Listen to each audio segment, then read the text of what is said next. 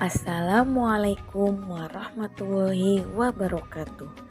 Bapak dan Ibu guru hebat, salam merdeka belajar.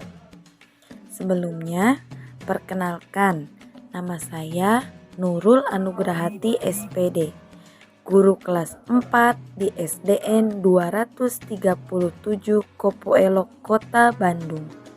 Setelah mengikuti pelatihan mandiri pada platform Merdeka Mengajar, saya akan melakukan aksi nyata dengan menyebarkan pemahaman topik 1, yaitu Merdeka Belajar. Bapak Ibu guru hebat, pada topik Merdeka Belajar terdapat 5 modul yang dipelajari. Pembahasan pada modul pertama yaitu tentang mengenali dan memahami diri sebagai pendidik. Modul kedua tentang mendidik dan mengajar. Modul ketiga tentang mendampingi murid dengan utuh dan menyeluruh. Modul keempat tentang mendidik dan melatih kecerdasan budi pekerti. Serta modul terakhir berisi tentang pendidikan yang mengantarkan keselamatan dan kebahagiaan. Bapak Ibu guru hebat, pada modul pertama terdapat pertanyaan yang menarik, yaitu apa peran saya sebagai guru. Sudah kita ketahui bersama bahwa guru memiliki peranan yang sangat penting bagi perkembangan dan kecakapan hidup muridnya di masa yang akan datang. Sebab sebenarnya setiap guru sedang membentuk masyarakat dan budaya masa depan melalui murid yang diampu. Sebagai guru, haruslah memiliki semangat untuk terus belajar dan meraih tujuan pendidikan yang kelak akan menuntun murid menjadi manusia yang merdeka. Lalu, kita ingin menjadi guru seperti apa? Guru pada era yang serba digital sangat diharapkan memiliki sikap yang adaptif terhadap perubahan. Pendidikan umumnya berarti upaya untuk memajukan bertumbuhnya budi pekerti. Di sekolah tidak hanya materi yang diajarkan, tetapi semua tingkah laku, tutur kata, dan cara mengajar akan membekas dan membentuk murid di masa depan.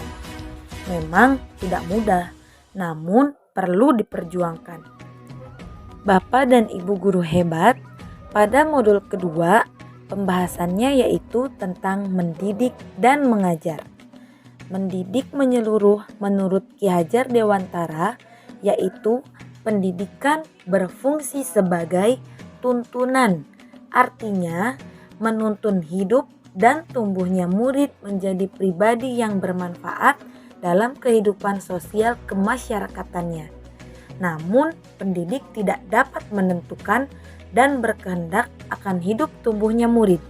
Yang bisa dilakukan adalah menuntun tumbuh dan hidupnya kekuatan itu dengan mengerahkan segala upaya untuk memajukan perkembangan dan memperbaiki perilakunya dan bukan dasar hidupnya.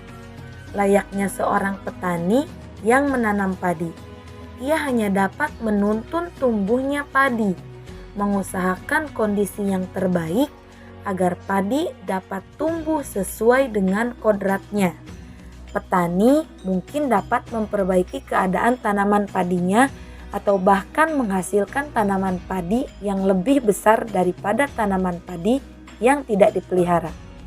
Bagaimanapun, ikhtiar yang terbaik yang dilakukan oleh petani untuk tumbuhnya padi tidak akan dapat membuat tanaman padi itu tumbuh menjadi tanaman jagung atau tanaman yang lainnya. Pembahasan pada modul ketiga yaitu tentang mendampingi murid dengan utuh dan menyeluruh. Tidak ada individu yang sama dan zaman selalu bergerak dinamis. Hampir setiap kita menyadari kedua hal tersebut. Menyadari keunikan setiap murid merupakan kewajiban guru dan seyogianya memfasilitasi setiap kodrat individu. Kodrat murid sebagai individu terbagi menjadi 3, yaitu kodrat keadaan, kodrat alam, dan kodrat zaman. Kodrat keadaan merupakan bagian yang tidak terpisahkan dari dasar pendidikan murid. Kodrat keadaan terdiri dari dua hal, yaitu kodrat alam dan kodrat zaman. Tidak jarang kita menjumpai guru membantu memberikan ilmu dan wawasan di luar konteks di mana murid tinggal dan hidup. Misalnya, murid yang tinggal di daerah pesisir, maka guru biasanya akan memberikan informasi mengenai cara melestarikan ekosistem laut.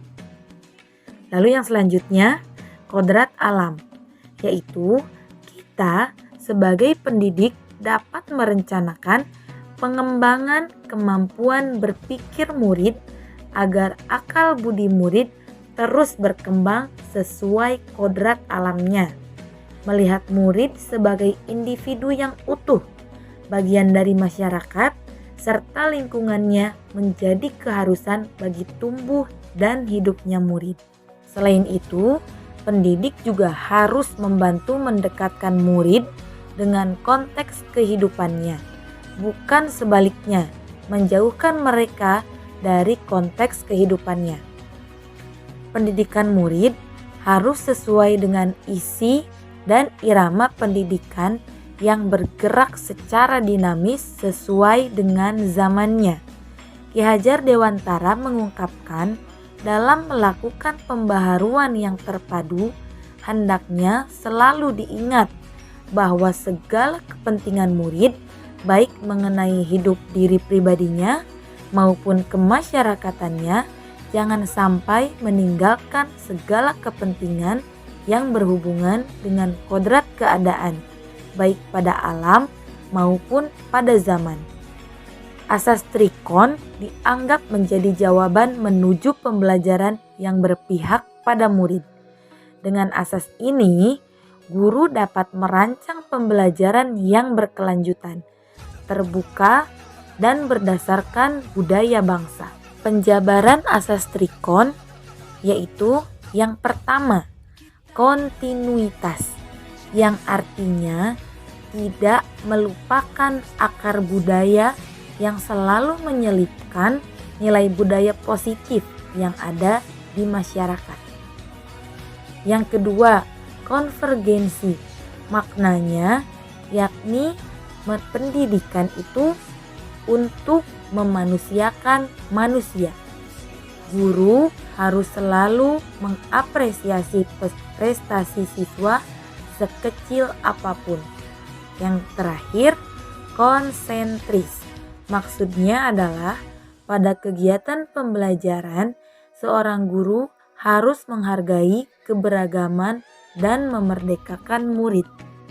Bapak Ibu guru hebat, pada modul keempat, pembahasannya yaitu mendidik dan melatih kecerdasan budi pekerti.